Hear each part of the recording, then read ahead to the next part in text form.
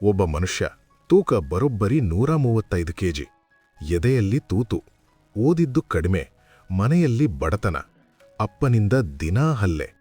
ಇವತ್ತಲ್ಲ ನಾಳೆ ಇವನ ಕಥೆ ಮುಗೀತು ಅಂತ ಎಲ್ಲರೂ ಅನ್ಕೊಂಡಿದ್ರು. ಆದ್ರೆ ಅದೇ ಮನುಷ್ಯ ಕೇವಲ 3 ತಿಂಗಳಲ್ಲಿ 45 ಕೆಜಿ ತೂಕ ಇಳಿಸಿಕೊಂಡು ಅಮೆರಿಕಾದ ಅತ್ಯಂತ ಕಠಿಣ ಮಿಲಿಟರಿ ಟ್ರೈನಿಂಗ್ ಆದ ನೇವಿ ಸೀಲ್ ಅನ್ನು ಒಂದಲ್ಲ ಎರಡಲ್ಲ 3 ಬಾರಿ ಪಾಸ್ ಮಾಡಿ ಪ್ರಪಂಚದ ಟಫೆಸ್ಟ್ ಮ್ಯಾನ್ ಅಲೈವ್ ಅಂತ ಕರೆಸಿಕೊಳ್ತಾರೆ ಅಂದ್ರೆ ನೀವು ನಂಬ್ತೀರಾ? ಹೌದು, ಇದು ಕೇವಲ ಕಥೆಯಲ್ಲ, ಇದು ಡೇವಿಡ್ ಗಾಗಿನ್ಸ್ ಅವರ ಬೆಂಕಿ ಅಂತ ಜೀವನ. ಸ್ನೇಹಿತರೆ, ನಿಮಗೆ ಯಾವಾಗ್ಲಾದ್ರೂ ನನ್ನ ಕೈಯಲ್ಲಿ ಇಷ್ಟೇ ಸಾಧ್ಯ, ಇದಕ್ಕಿಂತ ಜಾಸ್ತಿ ಕಷ್ಟಪಡೋಕೆ ನನ್ನ ಹತ್ರ ಆಗಲ್ಲ ಅಂತ ಅನ್ನಿಸಿದ್ಯಾ? ಹಾಗಾದ್ರೆ ಈ ವಿಡಿಯೋ ನಿಮಗಾಗಿ. ಡೇವಿಡ್ ಗಾಗಿನ್ಸ್ ಬರೆದಿರುವ ಕಾಂಟ್ ಹರ್ಟ್ ಮೀ ಪುಸ್ತಕ ಕೇವಲ ಒಂದು ಆತ್ಮಚರಿತ್ರೆಯಲ್ಲ, ಇದು ನಿಮ್ಮ ಮೆದುಳನ್ನು ಮತ್ತು ಮನಸ್ಸನ್ನು ಹೇಗೆ ಕಂಟ್ರೋಲ್ ಮಾಡಬೇಕು ಅನ್ನೋದಕ್ಕೆ ಬರೆದ ಒಂದು ಮ್ಯಾನ್ಯುವಲ್. ನಮಸ್ಕಾರ ಸ್ನೇಹಿತರೆ, welcome to Kannada books knowledge YouTube channel. ಇವತ್ತಿನ ವಿಡಿಯೋದಲ್ಲಿ ನಾವು ಪ್ರಪಂಚವನ್ನೇ ಬೆರಗುಗೊಳಿಸಿದ ಡೇವಿಡ್ ಗಾಗಿನ್ಸ್ ಅವರ ಜೀವನದ ಪಾಠಗಳನ್ನು ಮತ್ತು ಅವರು ಅನುಸರಿಸಿದ ಟೆಕ್ನಿಕ್ಗಳನ್ನು ಒಂದೊಂದಾಗಿ ಕಲಿಯೋಣ. ಈ ವಿಡಿಯೋ ಸ್ವಲ್ಪ ದೀರ್ಘವಾಗಿರಬಹುದು, ಆದರೆ ನಾನು ಗ್ಯಾರಂಟಿ ಕೊಡ್ತೀನಿ, ಈ ವಿಡಿಯೋ ಮುಗಿಯುವ ಹೊತ್ತಿಗೆ ನಿಮ್ಮ ಆಲೋಚನೆಗಳು ಬದಲಾಗಿರುತ್ತವೆ. ವಿಡಿಯೋ ಶುರು ಮಾಡೋದಕ್ಕೂ ಮುಂಚೆ ಒಂದು ಚಿಕ್ಕ ಸಹಾಯ, ದಯವಿಟ್ಟು ಈ ವಿಡಿಯೋನ ಈಗಲೇ ಲೈಕ್ ಮಾಡಿ. ಯಾಕಂದ್ರೆ ನೀವು ಲೈಕ್ ಮಾಡಿದರೆ ಮಾತ್ರ ಯೂಟ್ಯೂಬ್ ಅಲ್ಗಾರಿದಮ್ಗೆ ಈ ವಿಡಿಯೋ ಇಷ್ಟವಾಯಿತು ಎಂದು ತಿಳಿಯುತ್ತದೆ ಮತ್ತು ಅದು ನಮ್ಮ ಕನ್ನಡಿಗರಿಗೆಲ್ಲ ಈ ವಿಡಿಯೋವನ್ನು ತಲುಪಿಸಲು ಸಹಾಯ ಮಾಡುತ್ತದೆ. ಒಳ್ಳೆ ವಿಷಯ ಎಲ್ಲರಿಗೂ ತಲುಪಲಿ ಅಲ್ವಾ? ಹಾಗೆ ನೀವಿನ್ನೂ ನಮ್ಮ ಚಾನೆಲ್ಗೆ ಸಬ್ಸ್ಕ್ರೈಬ್ ಆಗಿಲ್ಲ ಅಂದರೆ ದಯವಿಟ್ಟು ಸಬ್ಸ್ಕ್ರೈಬ್ ಆಗಿ ಬೆಲ್ ಐಕಾನ್ ಕ್ಲಿಕ್ ಮಾಡಿ. ಯಾಕಂದ್ರೆ ನಾವು ಪ್ರತಿ ವಾರ ಇಂತಹ ಲೈಫ್ ಚೇಂಜಿಂಗ್ ಪುಸ್ತಕಗಳ ಸಾರಾಂಶವನ್ನು ನಿಮಗಾಗಿ ತರುತ್ತಿರುತ್ತೇವೆ. ಬನ್ನಿ, ಹಾಗಾದರೆ ತಡ ಮಾಡದೆ ಡೇವಿಡ್ ಗಾಗಿನ್ಸ್ ಅವರ ಈ ರೋಚಕ ಪಯಣವನ್ನು ಮೊದಲ ಅಧ್ಯಾಯದಿಂದ ಶುರು ಮಾಡೋಣ. ಅಧ್ಯಾಯ 1. I should have been a statistic. ಅಂದರೆ ನಾನು ಕೇವಲ ಒಂದು ಅಂಕಿಅಂಶವಾಗಿ ಉಳಿಯಬೇಕಿತ್ತು. ಸಾಮಾನ್ಯವಾಗಿ ಎಲ್ಲರ ಬಾಲ್ಯ ಆಟ, ಪಾಠ ಮತ್ತು ನಗುವಿನಿಂದ ತುಂಬಿರುತ್ತದೆ. ಆದರೆ ಡೇವಿಡ್ ಗಾಗಿನ್ಸ್ ಅವರ ಬಾಲ್ಯ ಹಾಗಾಗಿರಲಿಲ್ಲ, ಅದೊಂದು ನರಕವಾಗಿತ್ತು. ಡೇವಿಡ್ ಗಾಗಿನ್ಸ್ ಅವರ ತಂದೆಯ ಹೆಸರು ಟ್ರುನಿಸ್ ಗಾಗಿನ್ಸ್. ಅವನು ಹೊರಗಿನ ಜಗತ್ತಿಗೆ ಒಬ್ಬ ದೊಡ್ಡ ಶ್ರೀಮಂತ, ಬಿಸ್ನೆಸ್ ಮ್ಯಾನ್, ಒಂದು ದೊಡ್ಡ ಸ್ಕೇಟಿಂಗ್ ರಿಂಕ್ನ ಮಾಲೀಕ. ಆದರೆ ಮನೆಯೊಳಗೆ ಆತ ಒಬ್ಬ ರಾಕ್ಷಸನಾಗಿದ್ದ. ಡೇವಿಡ್ ಅವರಿಗೆ ಆಗಿನ್ನೂ ಕೇವಲ 6 ವರ್ಷ ವಯಸ್ಸು. ಆ ವಯಸ್ಸಿನಲ್ಲೇ ಅವರ ತಂದೆ ಅವರನ್ನು ರಾತ್ರಿ ಪೂರ್ತಿ ಸ್ಕೇಟಿಂಗ್ ರಿಂಕ್ನಲ್ಲಿ ಕೆಲಸ ಮಾಡಿಸುತ್ತಿದ್ದ. ಅಲ್ಲಿ ಕೆಲಸ ಮಾಡುವಾಗ ಒಂದು ಸಣ್ಣ ತಪ್ಪಾದರೂ ಸಾಕು, ಟ್ರುನಿಸ್ ಗಾಗಿನ್ಸ್ ತನ್ನ ಬೆಲ್ಟ್ ತೆಗೆದು ಡೇವಿಡ್ಗೆ ಮೈ ಚರ್ಮ ಕಿತ್ತು ಬರುವ ಹಾಗೆ ಹೊಡೆಯುತ್ತಿದ್ದ. ಕೇವಲ ಡೇವಿಡ್ಗೆ ಮಾತ್ರವಲ್ಲ, ಡೇವಿಡ್ ಅವರ ತಾಯಿಗೂ ಕೂಡ ಆತ ಪ್ರಾಣಿಗಳಿಗೆ ಹೊಡೆದ ಹಾಗೆ ಹೊಡೆಯುತ್ತಿದ್ದ. ಎಷ್ಟೋ ಸಲ ಡೇವಿಡ್ ಅವರ ಕಣ್ಣೆದುರೇ ಅವರ ತಾಯಿ ರಕ್ತದ ಮಡುವಿನಲ್ಲಿ ಬಿದ್ದಿರುತ್ತಿದ್ದರು. ತನ್ನ ತಾಯಿಯನ್ನು ರಕ್ಷಿಸಲಾಗದ ಅಸಹಾಯಕತೆ ಆ ಪುಟ್ಟ ಹುಡುಗನ ಮನಸ್ಸಿನಲ್ಲಿ ಆಳವಾದ ಗಾಯ ಮಾಡಿತ್ತು. ಒಂದು ದಿನ ಧೈರ್ಯ ಮಾಡಿ ಡೇವಿಡ್ ಅವರ ತಾಯಿ ಆ ನರಕದಿಂದ ತಪ್ಪಿಸಿಕೊಂಡು ಹೋಗಲು ನಿರ್ಧರಿಸುತ್ತಾರೆ. ಅವರು ಡೇವಿಡ್ನ ಕರೆದುಕೊಂಡು ಇಂಡಿಯಾನಾದ ಬ್ರೆಜಿಲ್ ಎನ್ನುವ ಪುಟ್ಟ ಹಳ್ಳಿಗೆ ಓಡಿ ಹೋಗುತ್ತಾರೆ. ಅಲ್ಲಿ ಅವರಿಗೆ ನೆಮ್ಮದಿ ಸಿಕ್ಕಿತು. ಆದರೆ ಬಡತನ ಅವರನ್ನು ಬೆನ್ನಟ್ಟಿತು. ತಿನ್ನಲು ಸರಿಯಾದ ಊಟ ಇಲ್ಲ, ಇರಲು ಸರಿಯಾದ ಮನೆ ಇಲ್ಲ. ತಿಂಗಳಿಗೆ ಕೇವಲ $7 ಬರ್ತಿದ್ದ ಸರ್ಕಾರದ ಸಹಾಯಧನದಲ್ಲೇ ಅವರು ಬದುಕಬೇಕಿತ್ತು. ಈ ಎಲ್ಲ ಆಘಾತಗಳಿಂದ ಡೇವಿಡ್ ಅವರಿಗೆ ಟಾಕ್ಸಿಕ್ ಸ್ಟ್ರೆಸ್, ಅಂದರೆ ವಿಷಕಾರಿ ಒತ್ತಡ ಶುರುವಾಯಿತು. ಇದರ ಪರಿಣಾಮ ಎಷ್ಟಿತ್ತೆಂದರೆ ಅವರ ಕೂದಲು ಉದಿರಲು ಶುರುವಾಯಿತು, ಚರ್ಮದ ಮೇಲೆ ಬಿಳಿ ಕಲೆಗಳು ಬಂದವು. ಶಾಲೆಯಲ್ಲಿ ಪಾಠ ಕಲಿಯಲಾಗುತ್ತಿರಲಿಲ್ಲ. ಶಿಕ್ಷಕರು ಹೇಳುವ ಒಂದೇ ಒಂದು ಅಕ್ಷರವೂ ತಲೆಗೆ ಹೋಗುತ್ತಿರಲಿಲ್ಲ. ಅವರು ಓದಿನಲ್ಲಿ ಎಷ್ಟು ಹಿಂದಿದ್ದರು ಅಂದರೆ ಕೇವಲ ಪಾಸಾಗಲು ಅವರು ಶಾಲೆಯಲ್ಲಿ ಕಾಪಿ ಮಾಡಲು ಶುರು ಮಾಡಿದರು.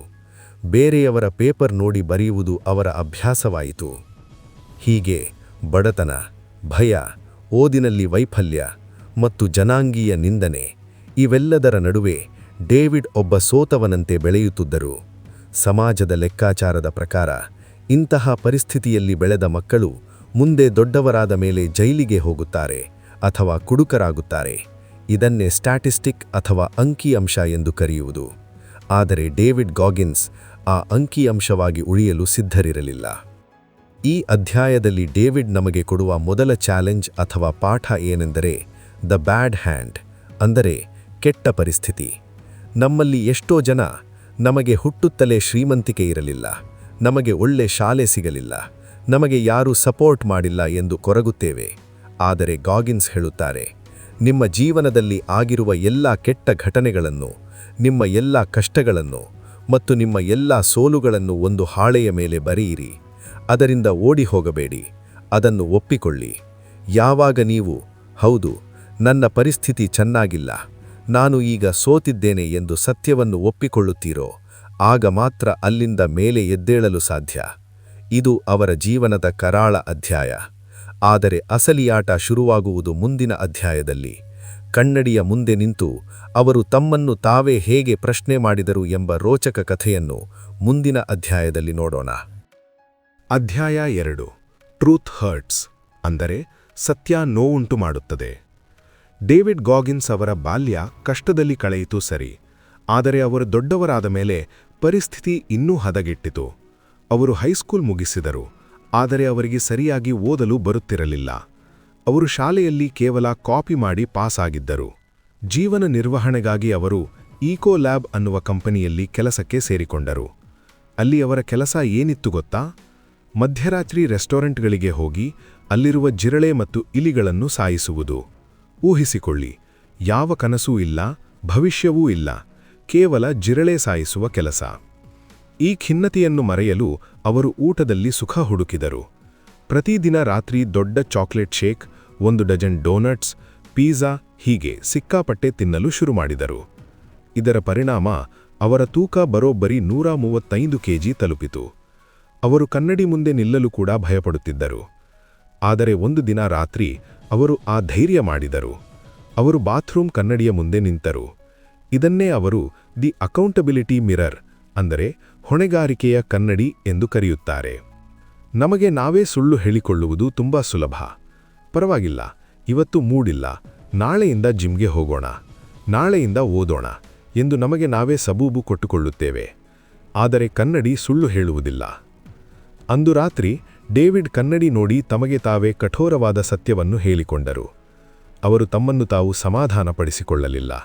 ಬದಲಿಗೆ ಅವರು ಹೇಳಿದ್ದು ಇಷ್ಟು: ಡೇವಿಡ್, ನೀನು ದಪ್ಪ ಇದ್ದೀಯಾ, ನೀನು ದಡ್ಡ, ನಿನಗೆ ಓದಲು ಬರೋದಿಲ್ಲ, ನಿನ್ನ ಬದುಕು ವ್ಯರ್ಥವಾಗುತ್ತಿದೆ, ನೀನು ಹೀಗೆ ಮುಂದುವರೆದರೆ ಯಾರೂ ಇಲ್ಲದ ಅನಾಥನಾಗಿ ಸಾಯುತ್ತೀಯ. ಇದು ಕೇಳಲು ತುಂಬಾನೇ ಕಷ್ಟವಾಗಿತ್ತು, ನೋವು ಕೊಡುವಂತಿತ್ತು, ಆದರೆ ಅದು ಸತ್ಯವಾಗಿತ್ತು. ಆ ಸತ್ಯವನ್ನು ಒಪ್ಪಿಕೊಂಡ ಕ್ಷಣವೇ ಅವರಲ್ಲಿ ಬದಲಾವಣೆ ಶುರುವಾಯಿತು. ಅವರು ತಮ್ಮ ಕನ್ನಡಿಯ ಮೇಲೆ ಸ್ಟಿಕ್ಕಿ ನೋಟ್ಸ್ ಅಂಟಿಸಲು ಶುರುಮಾಡಿದರು. ಅದರಲ್ಲಿ ಅವರು ತಮ್ಮ ಗುರಿಗಳನ್ನು ಬರೆದರು. ತೂಕ ಇಳಿಸಬೇಕು, ಓದಲು ಕಲಿಯಬೇಕು, ಏರ್ಫೋರ್ಸ್ ಸೇರಬೇಕು. ಪ್ರತಿದಿನ ಆ ಕನ್ನಡಿ ಮುಂದೆ ನಿಂತಾಗ ಆ ಗುರಿಗಳು ಅವರಿಗೆ ಎಚ್ಚರಿಕೆ ನೀಡುತ್ತಿದ್ದವು. ಸ್ನೇಹಿತರೆ, ಈ ಅಧ್ಯಾಯದ ಪಾಠ ಏನೆಂದರೆ, ನೀವು ಕೂಡ ಇವತ್ತು ಕನ್ನಡಿ ಮುಂದೆ ನಿಲ್ಲಿ. ನಿಮ್ಮ ತಪ್ಪುಗಳನ್ನು ಮುಚ್ಚಿ ಹಾಕಬೇಡಿ.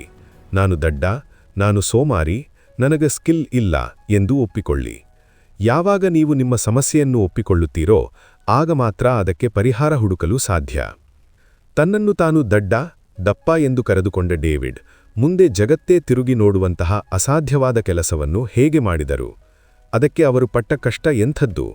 ಅದನ್ನು ಮುಂದಿನ ಅಧ್ಯಾಯದಲ್ಲಿ ನೋಡೋಣ. ಅಧ್ಯಾಯ 3. ದಿ ಇಂಪಾಸಿಬಲ್ ಟಾಸ್ಕ್, ಅಂದರೆ ಅಸಾಧ್ಯವಾದ ಕೆಲಸ.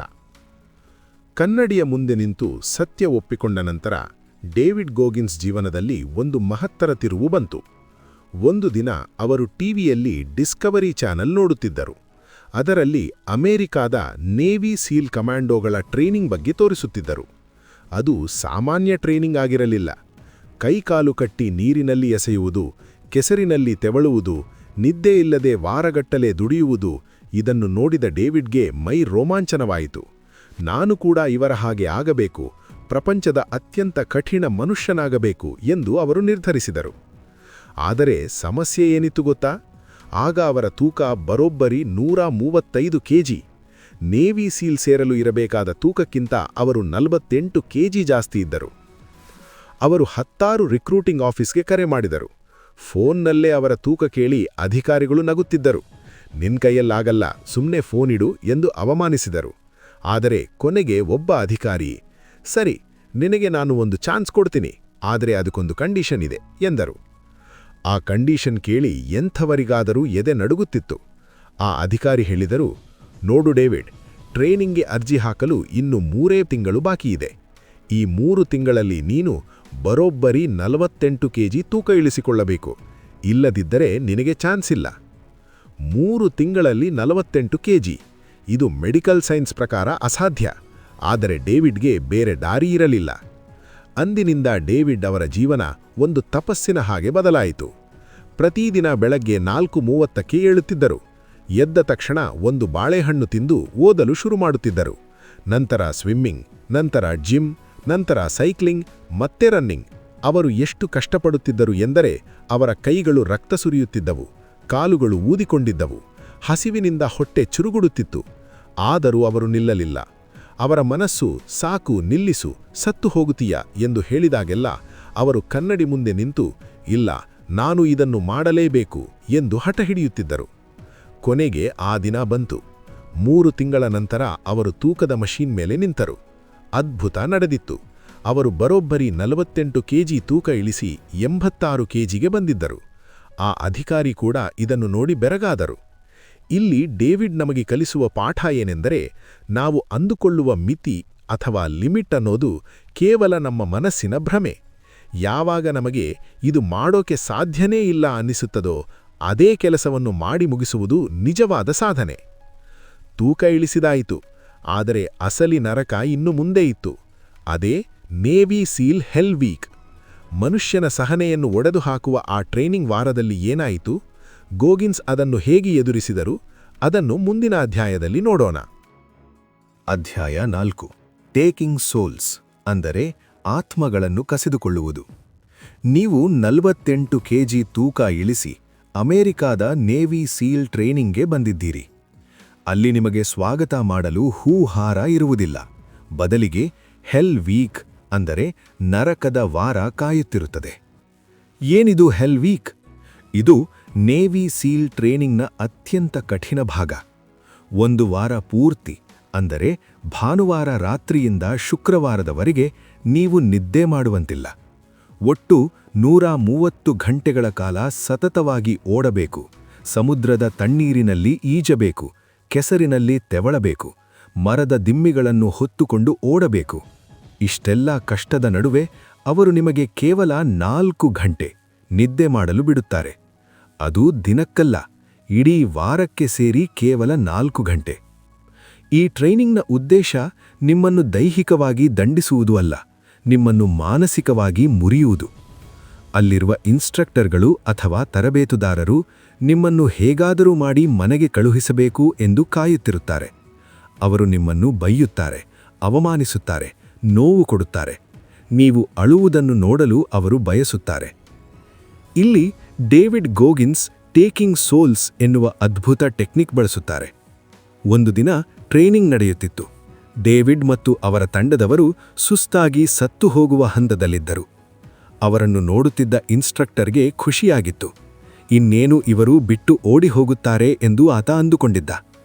ಆದರೆ ಇದ್ದಕ್ಕಿದ್ದಂತೆ ಡೇವಿಡ್ ಗೋಗಿನ್ಸ್ ಎದ್ದು ನಿಂತರು. ಅವರು ನೋವಿನಲ್ಲಿ ಒದ್ದಾಡುವ ಬದಲು ಜೋರಾಗಿ ನಗಲು ಶುರು ಮಾಡಿದರು. ಅಷ್ಟೇ ಅಲ್ಲ, ಇನ್ಸ್ಟ್ರಕ್ಟರ್ ಹೇಳಿದ್ದಕ್ಕಿಂತ ಹೆಚ್ಚು ಪುಷಪ್ಸ್ ಮಾಡಲು ಶುರು ಮಾಡಿದರು. ಇದನ್ನು ನೋಡಿ ಆ ಇನ್ಸ್ಟ್ರಕ್ಟರ್ಗೆ ಭಯವಾಯಿತು. ಇವನು ಮನುಷ್ಯನ ಅಥವಾ ರಾಕ್ಷಸನ?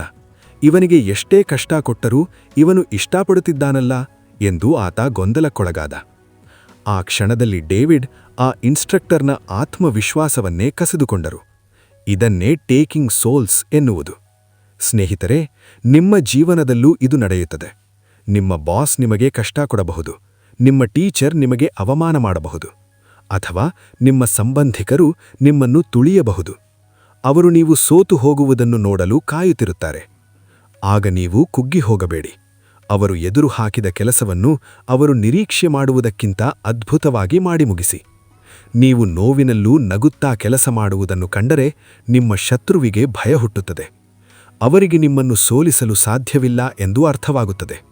ಅವರ ಆತ್ಮವಿಶ್ವಾಸ ಕುಗ್ಗಿ ನಿಮ್ಮ ಆತ್ಮವಿಶ್ವಾಸ ಹೆಚ್ಚಾಗುತ್ತದೆ. ಈ ಮನಸ್ಥಿತಿ ಬರಬೇಕಾದರೆ ನಿಮ್ಮ ಮನಸ್ಸು ಕಲ್ಲಾಗಬೇಕು. ಚಿಕ್ಕಪುಟ್ಟ ನೋವಿಗೆಲ್ಲ ಅಳುವ ಮನಸ್ಸನ್ನು ಗಟ್ಟಿ ಮಾಡುವುದು ಹೇಗೆ? ಡೇವಿಡ್ ಗೋಗಿನ್ಸ್ ಹೇಳುವ ಕ್ಯಾಲಸ್ ಯೋರ್ ಮೈಂಡ್ ಅಂದರೆ ಏನು? ಅದನ್ನು ಮುಂದಿನ ಅಧ್ಯಾಯದಲ್ಲಿ ನೋಡೋಣ. ಅಧ್ಯಾಯ 5 ಆರ್ಮರ್ಡ್ ಮೈಂಡ್ ಅಂದರೆ ಕವಚದಂತಹ ಮನಸ್ಸು. ಸ್ನೇಹಿತರೆ, ನೀವು ಜಿಮ್ಗೆ ಹೋಗಿ ಡಂಬಲ್ಸ್ ಎತ್ತುವಾಗ ಅಥವಾ ತೋಟದಲ್ಲಿ ಹಾರೆ ಹಿಡಿದು ಕೆಲಸ ಮಾಡುವಾಗ ನಿಮ್ಮ ಅಂಗೈಗಳನ್ನು ಗಮನಿಸಿದ್ದೀರಾ? ಆರಂಭದಲ್ಲಿ ಕೈ ಬೊಬ್ಬೆ ಬರುತ್ತದೆ, ನೋವಾಗುತ್ತದೆ.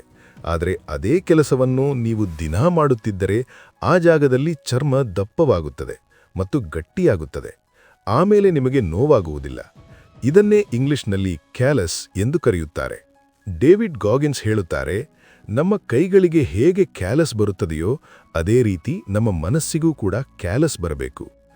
ನಾವು ಬದುಕುತ್ತಿರುವ ಪ್ರಪಂಚ ತುಂಬ ಸಾಫ್ಟ್ ಆಗಿದೆ. ನಮಗೆ ಇರಲು ಎಸಿ ಬೇಕು, ಮಲಗಲು ಮೆತ್ತನೆಯ ಹಾಸಿಗೆ ಬೇಕು, ತಿನ್ನಲು ರುಚಿಯಾದ ಊಟ ಬೇಕು. ನಮಗೆ ಸ್ವಲ್ಪ ಕಷ್ಟವಾದರೂ ಸಾಕು, ನಾವು ಅದರಿಂದ ಓಡಿ ಹೋಗುತ್ತೇವೆ.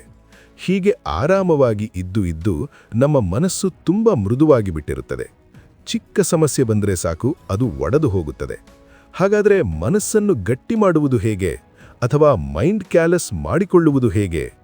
ಉತ್ತರ ಸರಳವಾಗಿದೆ. ನಿಮಗೆ ಯಾವ ಕೆಲಸ ಮಾಡಲು ಇಷ್ಟವಿಲ್ಲವೋ, ಯಾವ ಕೆಲಸ ಕಷ್ಟವೋ ಅದೇ ಕೆಲಸವನ್ನು ಬೇಕಂತಲೇ ಮಾಡಿ. ಹೊರಗೆ ಜೋರಾಗಿ ಮಳೆ ಬರುತ್ತಿದೆಯಾ, ಚಳಿ ಇದೆಯಾ? ಆದಲೂ ಶೂ ಹಾಕಿಕೊಂಡು ರನ್ನಿಂಗ್ ಹೋಗಿ. ಓದಲು ಮೂಡಿಲ್ಲವಾ? ಮೊಬೈಲ್ ಪಕ್ಕಕ್ಕಿಟ್ಟು ಬೇಕಂತಲೇ ಕುಳಿತು ಓದಿ. ಬೆಳಗ್ಗೆ ಏಳಲು ಆಗುತ್ತಿಲ್ಲವಾ? ಅಲಾರಾಂ ಹೊಡೆಯುವ ಮುಂಚೆಯೇ ಎದ್ದೇಳಿ. ಯಾವಾಗ ನೀವು ನಿಮ್ಮ ಇಷ್ಟಕ್ಕೆ ವಿರುದ್ಧವಾಗಿ ಕಷ್ಟದ ಕೆಲಸಗಳನ್ನು ಮಾಡುತ್ತಾ ಹೋಗುತ್ತೀರೋ ಆಗ ನಿಮ್ಮ ಮನಸ್ಸಿನ ಮೇಲೆ ಒಂದು ರಕ್ಷಣಾ ಕವಚ ಬೆಳೆಯುತ್ತದೆ. ಅದೇ ಆರ್ಮರ್ಡ್ ಮೈಂಡ್. ಒಮ್ಮೆ ನಿಮ್ಮ ಮನಸ್ಸು ಈ ರೀತಿ ಕಲ್ಲಾದರೆ ಜೀವನದಲ್ಲಿ ಎಂತಹ ದೊಡ್ಡ ದುಃಖ ಬಂದರೂ, ಎಂತಹ ದೊಡ್ಡ ಸೋಲು ಬಂದರೂ ಅದು ನಿಮ್ಮನ್ನು ಮುರಿಯಲು ಸಾಧ್ಯವಿಲ್ಲ. ಇದೇ ಅಧ್ಯಾಯದಲ್ಲಿ ಗಾಗಿನ್ಸ್ ವಿಜುವಲೈಸೇಷನ್ ಬಗ್ಗೆ ಒಂದು ಹೊಸ ವ್ಯಾಖ್ಯಾನ ನೀಡುತ್ತಾರೆ. ಸಾಮಾನ್ಯವಾಗಿ ಎಲ್ಲರೂ ನಾನು ಗೆದ್ದರೆ ಹೇಗಿರುತ್ತದೆ, ನನಗೆ ಮೆಡಲ್ ಸಿಕ್ಕಿದರೆ ಹೇಗಿರುತ್ತದೆ ಎಂದು ಊಹಿಸಿಕೊಳ್ಳುತ್ತಾರೆ. ಆದರೆ ಗಾಗಿನ್ಸ್ ಹಾಗಲ್ಲ. ಅವರು ಗೆಲುವನ್ನು ಮಾತ್ರವಲ್ಲ, ಆ ಗೆಲುವಿಗಾಗಿ ಪಡಬೇಕಾದ ಕಷ್ಟವನ್ನೂ ಊಹಿಸಿಕೊಳ್ಳುತ್ತಾರೆ. ನಾನು ಓಡುವಾಗ ಕಾಲಿಗೆ ಗಾಯವಾಗಬಹುದು, ನನಗೆ ಸುಸ್ತಾಗಬಹುದು, ನಾನು ಒಂಟಿತನ ಅನುಭವಿಸಬಹುದು ಎಂದು ಅವರು ಕಷ್ಟಗಳನ್ನು ಮೊದಲೇ ಊಹಿಸಿಕೊಳ್ಳುತ್ತಾರೆ. ಹೀಗೆ ಮಾಡುವುದರಿಂದ ನಿಜವಾಗಿಯೂ ಕಷ್ಟ ಬಂದಾಗ ಅವರ ಮನಸ್ಸು ಶಾಕ್ ಆಗುವುದಿಲ್ಲ. ಬದಲಿಗೆ ನಾನಿದಕ್ಕೆ ಮೊದಲೇ ತಯಾರಾಗಿದ್ದೆ ಎಂದು ಮುನ್ನುಗ್ಗುತ್ತದೆ. ಮನಸ್ಸು ಗಟ್ಟಿಯಾಯಿತು ಸರಿ, ಆದರೆ ಕೆಲವೊಮ್ಮೆ ಎಷ್ಟೇ ಗಟ್ಟಿಯಾಗಿದ್ದರೂ ನಾವು ಕುಸಿದು ಬೀಳುವ ಸಂದರ್ಭ ಬರುತ್ತದೆ. ಆಗ ತಕ್ಷಣಕ್ಕೆ ನಮಗೆ ಶಕ್ತಿ ಎಲ್ಲಿಂದ ಸಿಗಬೇಕು? ಅದಕ್ಕೆ ಡೇವಿಡ್ ಒಂದು ಮ್ಯಾಜಿಕ್ ಡಬ್ಬಿಯನ್ನು ಇಟ್ಟುಕೊಂಡಿದ್ದಾರೆ. ಅದರ ಹೆಸರು ಕುಕ್ಕಿ ಜಾರ್. ಏನಿದು ಕುಕ್ಕಿ ಜಾರ್? ಇದನ್ನು ಮುಂದಿನ ಅಧ್ಯಾಯದಲ್ಲಿ ನೋಡೋಣ. ಅಧ್ಯಾಯ 6 it's not about A trophy, ಅಂದರೆ ಇದು ಟ್ರೋಫಿ ಅಥವಾ ಪ್ರಶಸ್ತಿಗಾಗಿ ಅಲ್ಲ.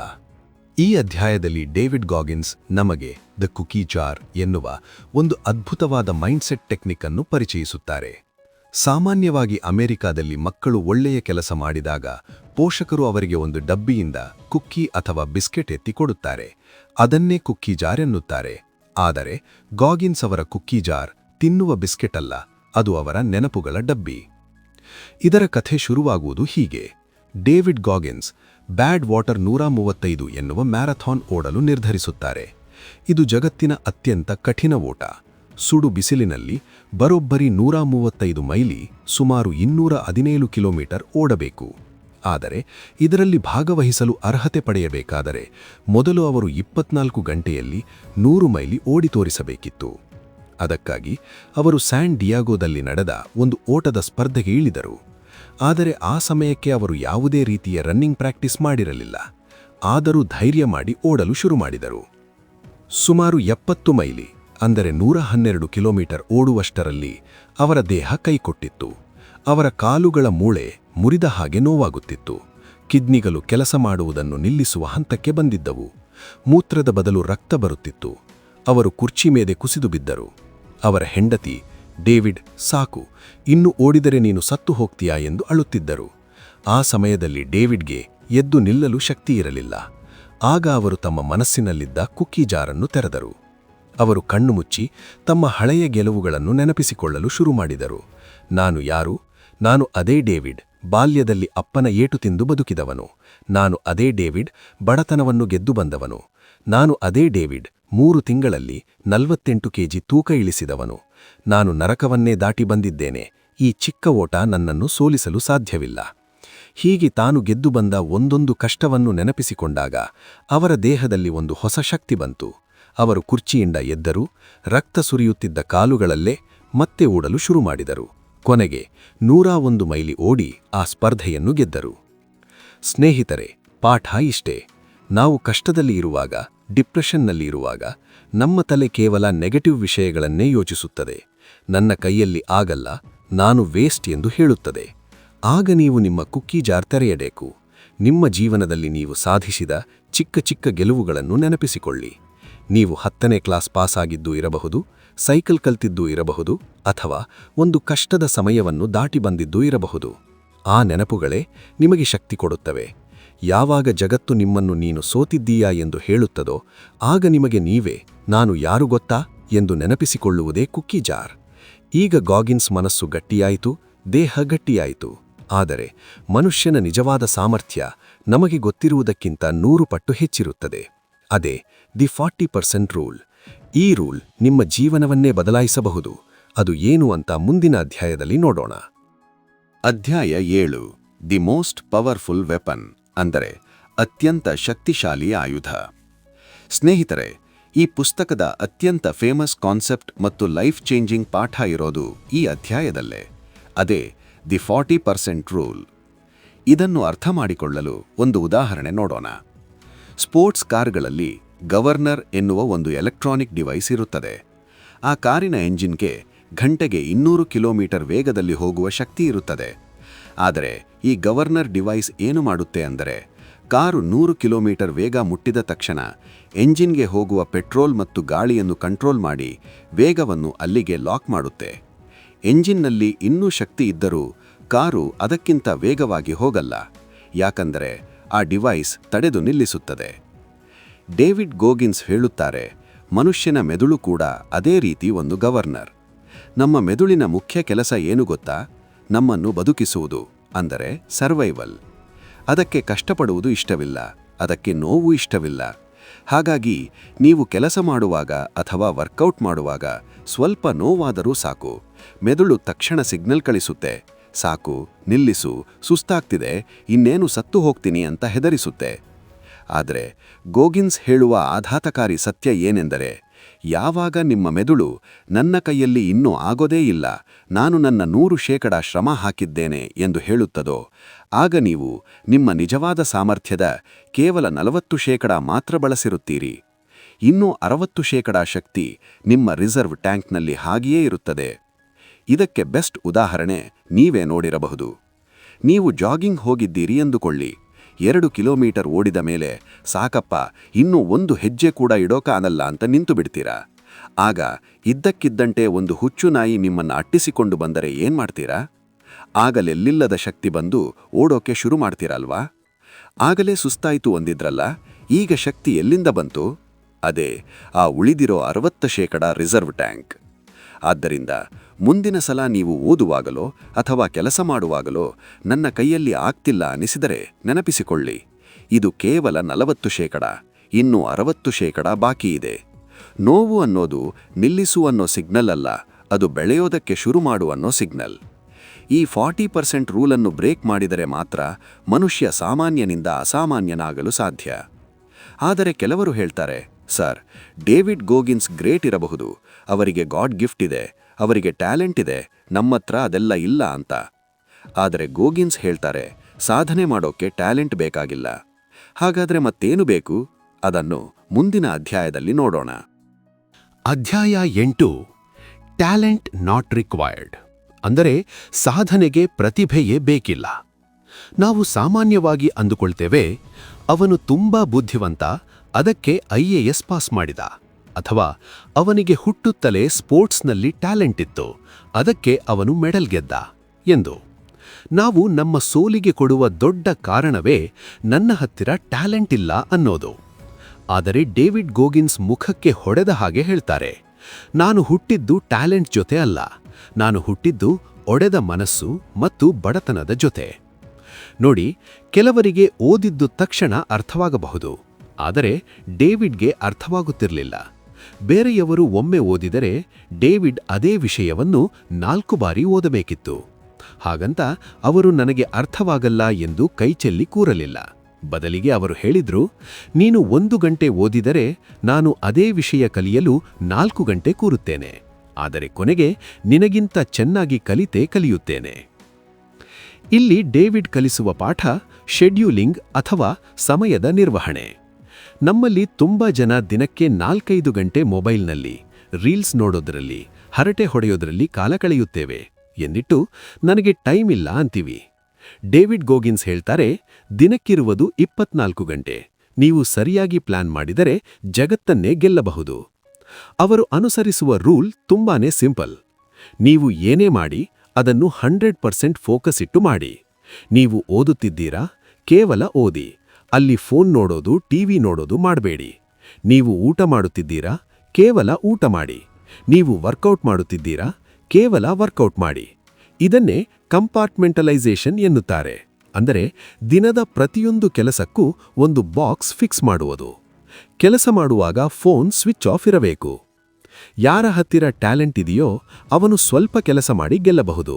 ಆದರೆ ಟ್ಯಾಲೆಂಟ್ ಇಲ್ಲದವನು ಆ ಟ್ಯಾಲೆಂಟ್ ಇರುವವನಿಗಿಂತ ಡಬಲ್ ಕಷ್ಟಪಟ್ಟರೆ ಖಂಡಿತ ಅವನನ್ನು ಸೋಲಿಸಬಹುದು.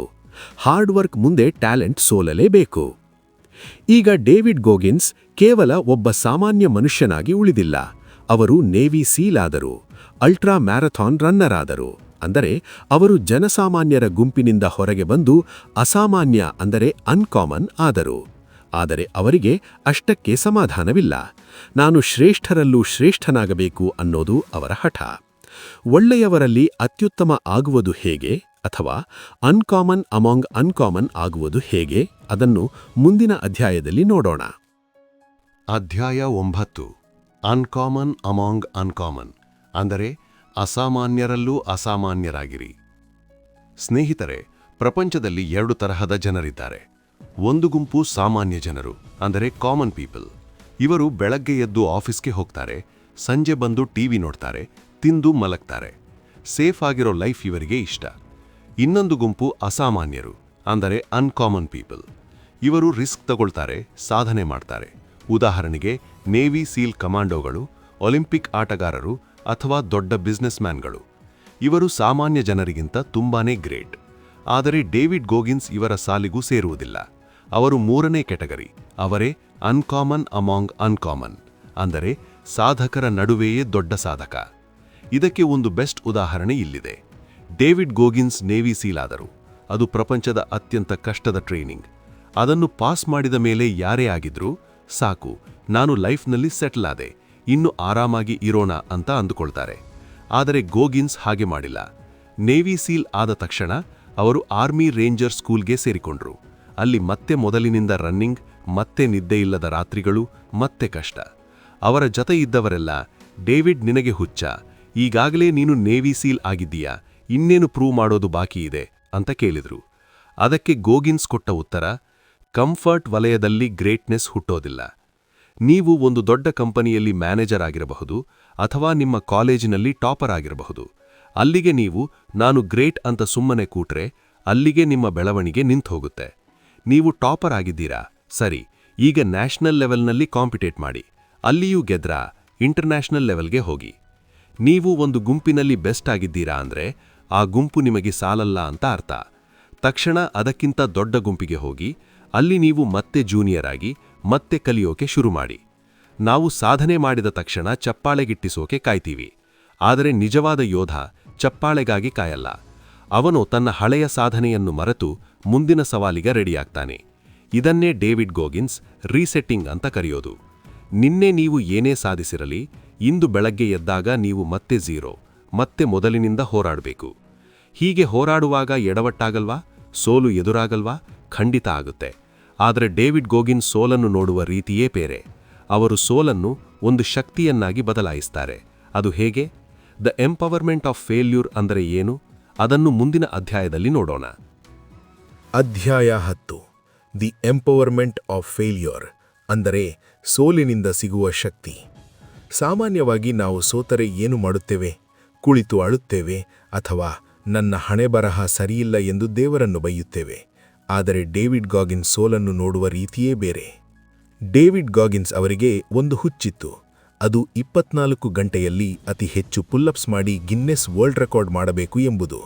ಇದಕ್ಕಾಗಿ ಅವರು ಲೈವ್ ಟಿವಿಯಲ್ಲಿ ಇಡೀ ಪ್ರಪಂಚ ನೋಡುತ್ತಿರುವಾಗ ಪುಲ್ಲಪ್ಸ್ ಮಾಡಲು ಶುರು ಮಾಡಿದರು. ಕೆಲವು ಗಂಟೆಗಳ ನಂತರ ಅವರ ಕೈಗಳು ಕಿತ್ತು ಬರುವ ಹಾಗೆ ನೋವಾಗಲು ಶುರುವಾಯಿತು. ಅವರ ಅಂಗೈ ಚರ್ಮ ಕಿತ್ತು ರಕ್ತ ಬರುತ್ತಿತ್ತು. ಆದರೂ ಅವರು ಬಿಡಲಿಲ್ಲ. ಆದರೆ ಅಂತಿಮವಾಗಿ ಅವರ ಸ್ನಾಯುಗಳು ಕೆಲಸ ಮಾಡುವುದನ್ನು ನಿಲ್ಲಿಸಿದವು. ಅವರು ಸೋತರು. ರೆಕಾರ್ಡ್ ಮಾಡಲಾಗಲಿಲ್ಲ. ಇದು ಮೊದಲನೇ ಸಲದ ಸೋಲು. ಅವರು ಸುಮ್ಮನಾಗಲಿಲ್ಲ. 2ನೇ ಬಾರಿ ಮತ್ತೆ ಪ್ರಯತ್ನ ಮಾಡಿದರು. ಆಗಲೂ ಕೂಡ ಅಷ್ಟೇ. ಅಂಗೈ ಸುಲಿದು ಹೋಯಿತು. ವಿಪರೀತ ನೋವು, ಮತ್ತೆ ಸೋಲು. 2 ಬಾರಿ ಇಡೀ ಪ್ರಪಂಚದ ಮುಂದೆ ಸೋತಾಗ ಎಂಥವರಿಗಾದರೂ ಅವಮಾನ ಆಗುತ್ತೆ. ಆದರೆ ಗಾಗಿನ್ಸ್ ಅವಮಾನಕ್ಕೆ ಹೆದರಲಿಲ್ಲ. ಬದಲಿಗೆ ಅವರು ಮಿಲಿಟರಿಯಲ್ಲಿ ಬಳಸುವ ಒಂದು ಟೆಕ್ನಿಕ್ ಉಪಯೋಗಿಸಿದರು. ಅದರ ಹೆಸರು ಆಫ್ಟರ್ ಆಕ್ಷನ್ ರಿಪೋರ್ಟ್. ಏನಿದು ಆಫ್ಟರ್ ಆಕ್ಷನ್ ರಿಪೋರ್ಟ್? ಒಂದು ಮಿಷನ್ ಫೇಲ್ ಆದಾಗ ಸೈನಿಕರು ಕೂತು ಅಳುವುದಿಲ್ಲ. ಅವರು ಒಂದು ಟೇಬಲ್ ಮುಂದೆ ಕೂತು ಚರ್ಚೆ ಮಾಡುತ್ತಾರೆ. ನಾವು ಏನು ಪ್ಲಾನ್ ಮಾಡಿದ್ದೆವು? ಆದರೆ ಅಲ್ಲಿ ನಿಜವಾಗಿಯೂ ಆಗಿದ್ದೇನು? ನಾವು ಎಲ್ಲಿ ತಪ್ಪು ಮಾಡಿದೆವು? ಮುಂದಿನ ಬಾರಿ ಗೆಲ್ಲಬೇಕಾದರೆ ಏನು ಬದಲಾವಣೆ ಮಾಡಿಕೊಳ್ಳಬೇಕು? ಗಾಗಿನ್ಸ್ ಕೂಡ ಇದನ್ನೇ ಮಾಡಿದರು. ಅವರು ತಮ್ಮ ಸೋಲನ್ನು ದ್ವೇಷಿಸಲಿಲ್ಲ. ಬದಲಿಗೆ ತಮ್ಮ ಸೋಲನ್ನು ಇಂಟರ್ವ್ಯೂ ಮಾಡಿದರು. ನಾನು ಯಾಕೆ ಸೋತೆ? ನಾನು ಸರಿಯಾದ ಗ್ಲೌಸ್ ಹಾಕಿರಲಿಲ್ಲ. ನಾನು ಸರಿಯಾಗಿ ರೆಸ್ಟ್ ತೆಗೆದುಕೊಂಡಿರಲಿಲ್ಲ. ನನ್ನ ಡಯೆಟ್ ಸರಿಯಿರಲಿಲ್ಲ ಎಂದು ಪ್ರತಿಯೊಂದು ತಪ್ಪನ್ನು ಪಟ್ಟಿ ಮಾಡಿದರು. ಆ ಎಲ್ಲ ತಪ್ಪುಗಳನ್ನು ಸರಿಪಡಿಸಿಕೊಂಡು 3ನೇ ಬಾರಿ ಮತ್ತೆ ಕಣಕ್ಕಿಳಿದರು. ಈ ಬಾರಿ ಅವರು ಬರೋಬ್ಬರಿ 4030 ಪುಲ್ಲಪ್ಸ್ ಮಾಡಿ ಗಿನ್ನೆಸ್ ವರ್ಲ್ಡ್ ರೆಕಾರ್ಡ್ ಬರೆದರು. ಸ್ನೇಹಿತರೆ, ಈ ಅಧ್ಯಾಯದ ಪಾಠ ಇಷ್ಟೇ. ನೀವು ಬಿಸ್ನೆಸ್ನಲ್ಲಿ ಸೋತಿರಬಹುದು, ಎಕ್ಸಾಮ್ನಲ್ಲಿ ಫೇಲ್ ಆಗಿರಬಹುದು, ಅಥವಾ ಪ್ರೀತಿಯಲ್ಲಿ ಸೋತಿರಬಹುದು. ಪರವಾಗಿಲ್ಲ. ಸೋಲು ಅಂತ್ಯ ಅಲ್ಲ. ಸೋಲು ಅಂದರೆ ಅದೊಂದು ಮಾಹಿತಿ. ನಿಮ್ಮ ಸೋಲು ನಿಮಗೆ ಹೇಳುತ್ತಿದೆ, ನೋಡು, ನೀನು ಈ ಜಾಗದಲ್ಲಿ ವೀಕ್ ಇದ್ದೀಯಾ, ಇದನ್ನು ಸರಿ ಮಾಡಿಕೋ ಎಂದು. ಯಾರು ಸೋಲಿನಿಂದ ಪಾಠ ಕಲಿತು ತಪ್ಪು ತಿದ್ದಿಕೊಂಡು ಮುನ್ನಡೆಯುತ್ತಾರೋ ಅವರನ್ನು ಜಗತ್ತಿನಲ್ಲಿ ಯಾರೂ ತಡೆಯಲು ಸಾಧ್ಯವಿಲ್ಲ. ಈಗ 10 ಅಧ್ಯಾಯ ಮುಗಿಯಿತು. ಆದರೆ ಕೊನೆಯ ಅಧ್ಯಾಯ ತುಂಬಾನೇ ಮುಖ್ಯ. ಯಾಕೆಂದರೆ ಇಲ್ಲಿದೆ ಒಂದು ಪ್ರಶ್ನೆ. ಆ ಪ್ರಶ್ನೆ ನಿಮ್ಮ ಜೀವನದ ದೃಷ್ಟಿಕೋನವನ್ನೇ ಬದಲಾಯಿಸಬಹುದು. ಅದೇ ವಾಟ್ ಇಫ್. ಏನದು? ಅದನ್ನು ಮುಂದಿನ ಅಧ್ಯಾಯದಲ್ಲಿ ನೋಡೋಣ. ಅಧ್ಯಾಯ 11 ವಾಟ್ ಇಫ್ ಅಂದರೆ ಹೀಗಾದರೆ ಏನು? ಸ್ನೇಹಿತರೆ, ಇದು ಈ ಪುಸ್ತಕದ ಕೊನೆಯ ಅಧ್ಯಾಯ. ಆದರೆ ಇದು ಅಂತ್ಯವಲ್ಲ. ಇದು ನಿಮ್ಮ ಹೊಸ ಜೀವನದ ಆರಂಭ. ನಮ್ಮ ಜೀವನದಲ್ಲಿ ನಾವು ಎಷ್ಟೋ ಬಾರಿ ನಮ್ಮ ಕನಸುಗಳನ್ನು ನಾವೇ ಕೊಂದು ಹಾಕುತ್ತೇವೆ. ಯಾವುದಾದರೂ ದೊಡ್ಡ ಗುರಿ ಇಟ್ಟುಕೊಂಡಾಗ ನಮ್ಮ ಮನಸ್ಸೇ ನಮಗೆ ಹೇಳುತ್ತದೆ, ಛೇ, ಇದು ನನ್ನ ಕೈಯಲ್ಲಿ ಆಗಲ್ಲ, ನನ್ನ ಹತ್ರ ಅಷ್ಟು ದುಡ್ಡಿಲ್ಲ, ನನಗೆ ಅಷ್ಟು ಬುದ್ಧಿ ಇಲ್ಲ ಅಂತ. ಅಷ್ಟೇ ಅಲ್ಲ, ನಮ್ಮ ಅಕ್ಕಪಕ್ಕದವರು ಕೂಡ ನಿನ್ನ ಯೋಗ್ಯತೆಗೆ ಇದೆಲ್ಲ ಬೇಕಾ, ಸುಮ್ಮನೆ ಇರು ಅಂತ ಹೇಳಿ ನಮ್ಮನ್ನು ಕುಗ್ಗಿಸುತ್ತಾರೆ. ಆಗ ನೀವು ನಿಮ್ಮನ್ನು ನೀವೇ ಕೇಳಿಕೊಳ್ಳಬೇಕಾದ ಒಂದೇ ಒಂದು ಮ್ಯಾಜಿಕ್ ಪ್ರಶ್ನೆ ಅಂದರೆ ವಾಟ್ ಇಫ್, ಅಥವಾ ಹೀಗಾದರೆ ಏನು? ಒಂದು ವೇಳೆ ಇದು ಸಾಧ್ಯವಾದರೆ ಏನು? ಡೇವಿಡ್ ಗಾಗಿನ್ಸ್ 135 ಕೆಜಿ ಇದ್ದಾಗ ಅವರಿಗೆ ನೇವಿ ಸೀಲ್ ಆಗುವುದು ಅಸಾಧ್ಯವಾಗಿತ್ತು. ಎಲ್ಲರೂ ನಕ್ಕರು. ಆಗ ಅವರು ತಮ್ಮನ್ನು ತಾವೇ ಕೇಳಿಕೊಂಡರು, ಒಂದು ವೇಳೆ, ಕೇವಲ ಒಂದು ವೇಳೆ ನಾನು ಈ ತೂಕ ಇಳಿಸಿ ಆ ಕಠಿಣ ಟ್ರೇನಿಂಗ್ ಪಾಸ್ ಮಾಡಿ ಪ್ರಪಂಚಕ್ಕೆ ನಾನು ಯಾರು ಅಂತ ತೋರಿಸಿದರೆ ಹೇಗಿರುತ್ತೆ? ಯಾವಾಗ ನೀವು ವಾಟ್ ಇಫ್ ಅಂತ ಯೋಚನೆ ಮಾಡ್ತೀರಾ, ಆಗ ನಿಮ್ಮ ಮಿದುಳಿನಲ್ಲಿರುವ ಆಗಲ್ಲ ಅನ್ನೋ ಬ್ಲಾಕ್ ಒಡೆದು ಹೋಗುತ್ತೆ. ಅಲ್ಲಿ ಸಾಧ್ಯತೆಗಳು ಕಾಣಿಸಲು ಶುರುವಾಗುತ್ತವೆ. ಒಂದು ವೇಳೆ ನಾನು IAS ಆಫೀಸರ್ ಆದರೆ ನನ್ನ ಜೀವನ ಹೇಗಿರುತ್ತೆ? ಒಂದು ವೇಳೆ ನಾನು ಬಡತನದಿಂದ ಹೊರಬಂದು ನನ್ನ ತಂದೆ ತಾಯಿಗೆ ಒಂದು ಸ್ವಂತ ಮನೆ ಕಟ್ಟಿಕೊಟ್ಟರೆ ಹೇಗಿರುತ್ತೆ? ಒಂದು ವೇಳೆ ಎಲ್ಲರೂ ನನ್ನನ್ನು ನೋಡಿ ಇನ್ಸ್ಪೈರ್ ಆದರೆ ಹೇಗಿರುತ್ತೆ? ಈ ವಾಟ್ ಇಫ್ ಅನ್ನೋದು ಬರೀ ಕನಸು ಕಾಣೋದಲ್ಲ. ಇದು ನಿಮ್ಮ ಲಿಮಿಟೇಷನ್ ಅಥವಾ ಮಿತಿಗಳನ್ನು ಮೀರುವ ತಂತ್ರ. ನೀವು ಯಾವಾಗ ಈ ಪ್ರಶ್ನೆ ಕೇಳ್ತೀರಾ, ಆಗ ನಿಮ್ಮ ಬ್ರೈನ್ ದಾರಿ ಹುಡುಕಲು ಶುರು ಮಾಡುತ್ತೆ. ಗಾಗಿನ್ಸ್ ಹೇಳುತ್ತಾರೆ, ದೇವರು ಪ್ರತಿಯೊಬ್ಬರಿಗೂ ಅಪಾರವಾದ ಶಕ್ತಿ ಕೊಟ್ಟಿರುತ್ತಾನೆ. ಆದರೆ ನಾವು ಅದನ್ನು ಬಳಸದೆ ಸಾಯುವಾಗ ಫುಲ್ ಬ್ಯಾಟರಿ ಚಾರ್ಜ್ ಇಟ್ಟುಕೊಂಡೇ ಸತ್ತು ಹೋಗುತ್ತೀವಿ. ಹಾಗಾಗಬಾರದು. ನಿಮ್ಮ ಲಿಮಿಟ್ಟನ್ನು ನೀವೇ ಹಾಕಬೇಡಿ. ಆಕಾಶವೇ ಮಿತಿ. ನೀವು ಅಂದುಕೊಂಡಿದ್ದಕ್ಕಿಂತ ನೀವು ಗ್ರೇಟ್ ಇದ್ದೀರಾ. ಅದಕ್ಕೆ ಬೇಕಾಗಿರೋದು ಒಂದೇ ಒಂದು ಪ್ರಶ್ನೆ, ಒಂದು ವೇಳೆ ನಾನು ಗೆದ್ದರೆ ಏನು? ಸ್ನೇಹಿತರೆ, ಇದಾಗಿತ್ತು ಪ್ರಪಂಚದ ಅತೀ ಕಠಿಣ ಮನುಷ್ಯ ಡೇವಿಡ್ ಗಾಗಿನ್ಸ್ ಅವರ ರೋಚಕ ಕಥೆ ಮತ್ತು ಕಾಂಟ್ ಹರ್ಟ್ ಮೀ ಪುಸ್ತಕದ ಸಾರಾಂಶ. ಗಾಗಿನ್ಸ್ ಹೇಳುವ ಹಾಗೆ ನಮ್ಮೆಲ್ಲರ ಒಳಗೂ ಒಬ್ಬ ಸಾಧಕ ಇದ್ದಾನೆ.